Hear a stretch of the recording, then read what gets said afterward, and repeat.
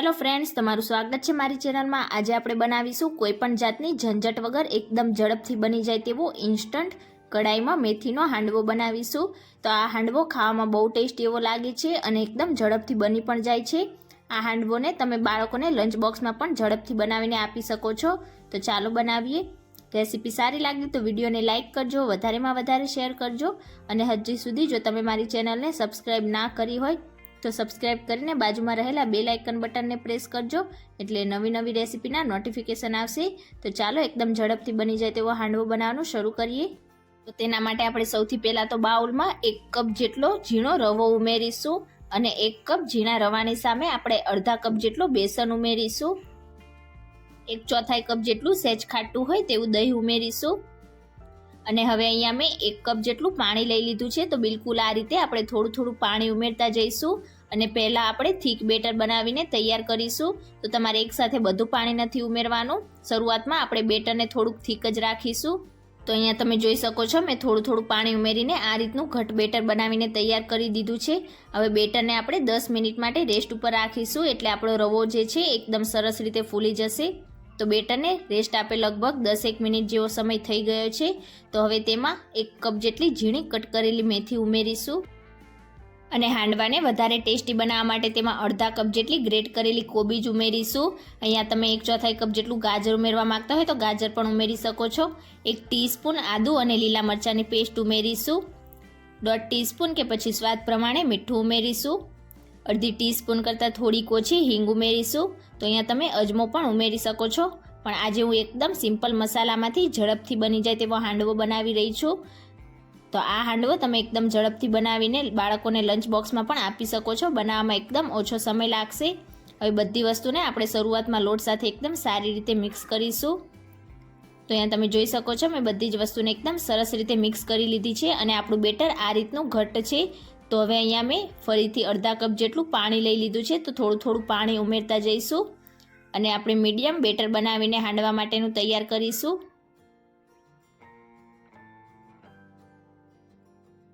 તો અહીંયા મેં ટોટલી 1.5 કપ જેટલા પાણીનો ઉપયોગ કર્યો છે અને તમે જોઈ શકો છો કે હાંડવા માટેનું આપણું આ રીતનું મીડિયમ બેટર બનીને તૈયાર થઈ ગયું છે। આ રીતનું તમારું બેટર હાંડવા માટેનું હોવું જોઈએ। હાંડવાને અંદરથી જાળીદાર બનાવવા માટે તેમાં અડધી ટીસ્પૂન ઈનો ફ્રૂટ સોલ્ટ ઉમેરીશું અને ઈનોને એક્ટિવેટ કરવા માટે તેમાં 1 થી 2 ટીસ્પૂન જેટલું પાણી ઉમેરીશું। તો અહીંયા તમે ઈનોની જગ્યાએ સોડાનો ઉપયોગ પણ કરી શકો છો, પણ ઈનોનું રિઝલ્ટ વધારે સારું આવશે। મિક્સ કરી દઈશું સારી રીતે। તો ઈનો ઉમેર્યા પછી આપણે બેટરને વધારે પડતો રેસ્ટ નથી આપવાનો, તરત જ આપણે હવે તેમાંથી હાંડવો બનાવીને તૈયાર કરીશું। તો અહીંયા બેટર આપણું એકદમ પરફેક્ટ તૈયાર થઈ ગયું છે। તો આ હાંડવો આજે આપણે આ રીતની કડાઈમાં બનાવીશું। તો અહીંયા મેં હેવી બોટમવાળી કડાઈ ગરમ કરવા માટે રાખી દીધી હતી।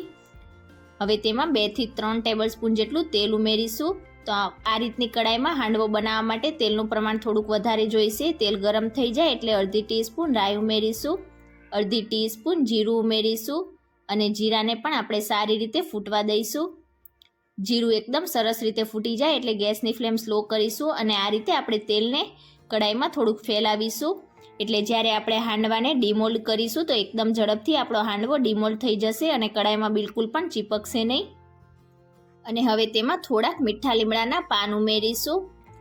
1 થી 1.5 ટીસ્પૂન જેટલા સફેદ તલ ઉમેરીશું અને તલ આપણા હલકા ફૂટવા લાગે એટલે તરત જ આપણે જે બેટર બનાવીને તૈયાર કર્યું છે તેમાંથી 2 થી 3 મોટા ચમચા જેટલું બેટર આપણે આ રીતે કડાઈમાં ઉમેરીશું। તમે હાંડવો નાનો કે મોટો જે રીતનો બનાવવા માંગતા હોય એ રીતે તમારે તેલનું પ્રમાણ લેવાનું અને એ રીતનો તમે હાંડવો બનાવીને તૈયાર કરી શકો છો।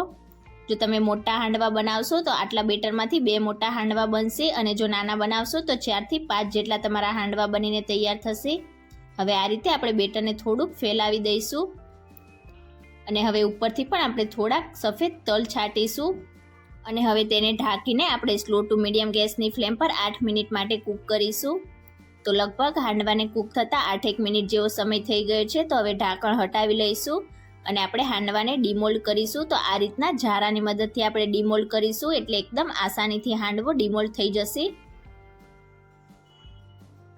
તો અહીંયા તમે જોઈ શકો છો નીચેથી એકદમ સરસ રીતે આપણો હાંડવો ક્રિસ્પી થઈ ગયો છે। તો હવે બિલકુલ આ જ રીતે આપણે તેને ઢાંકીને પણ નીચેથી ક્રિસ્પી ના થઈ જાય ત્યાં સુધી તેને થવા દઈશું। તો હવે નીચેથી પણ હાંડવાને કૂક થતાં લગભગ 6 થી 7 મિનિટ જેવો સમય થઈ ગયો છે. તો ઢાંકણ હટાવીને આપણે હાંડવાને એકવાર ચેક કરી લઈશું. તો અહીંયા તમે જોઈ શકો છો, આપણે હાંડવાને આ રીતે ડિમોલ્ડ કરીએ તો નીચેથી પણ આપણો હાંડવો એકદમ સરસ રીતે ક્રિસ્પી થઈ ગયો છે. તમે હજી પણ ક્રિસ્પી કરવા માંગતા હોય તો હજી પણ થોડોક વધારે ક્રિસ્પી કરી શકો છો. આ જ રીતે આપણે બીજા બેટરમાંથી પણ હાંડવો બનાવીને તૈયાર કરી લઈશું.